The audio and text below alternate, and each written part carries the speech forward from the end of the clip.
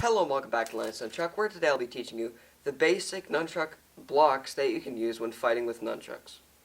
So there are two different main types of blocks which you can use when fighting with nunchucks. The first of which is holding each end of the nunchuck in a different hand like this. Blocks like this have a lot more power behind them, but it's slower to throw a counterattack off of. The second type is to hold each end of the nunchuck in one hand like this. This way it's a lot easier to throw a counterattack, but you do not have as much force behind your block. So the purpose behind a block and moving your feet is to have the force that is coming at you be oriented away from your body instead of towards you. So the way that I like to think of blocks is that I'm currently standing in the square area which I'd like to protect with that block.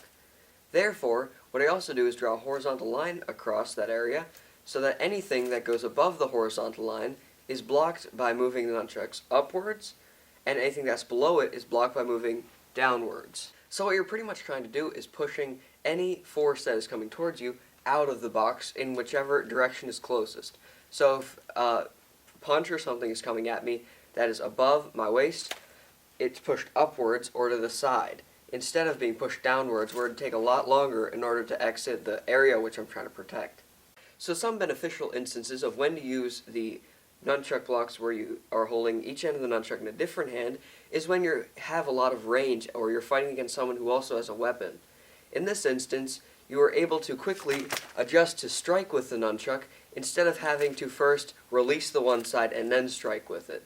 This way, you'll be able to block a lot better against other weapons because you have that range and you're not up close with another person. So when you think about moving the projectile to the closest side of that rectangle which you're trying to protect, you can also combine that with moving your feet so that it's a lot easier to move the projectile out of that square area because you're also moving this zone which you're trying to protect. So there's a lot less distance which you have to move the projectile to be safe.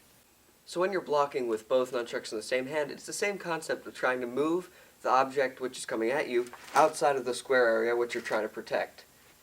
It's a lot more convenient to use your nunchucks by holding them both in the same hand when you're fighting with someone in hand-to-hand combat and you're a lot closer to them, because you can't use the extended range of the nunchuck to your advantage. The same general concept still applies to when, if a projectile is coming at you, you move out of the way and shift the focus of that projectile in order to protect the area which you're trying to protect. Another instance where it's extremely convenient when you're holding both nunchucks in the same hand is when you're trying to redirect something that's coming from the top. Because when you're holding your nunchucks each in a different hand and you try to redirect something like that, it doesn't have the ability to slide off the end like it would when you're holding them both with the same hand. Therefore, when you block in order to redirect something off of you, it can slide off the end and be directed in a different direction. So when you block and you move off to the side in order to avoid the block, it is important to have power behind the block and have a properly positioned stance in order to have that ability to bring power to your nunchucks and keep them firmly positioned where they are.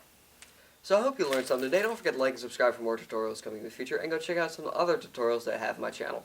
Also, don't forget to click that little bell icon next to my channel name in order to get constant updates of when I post new uploads.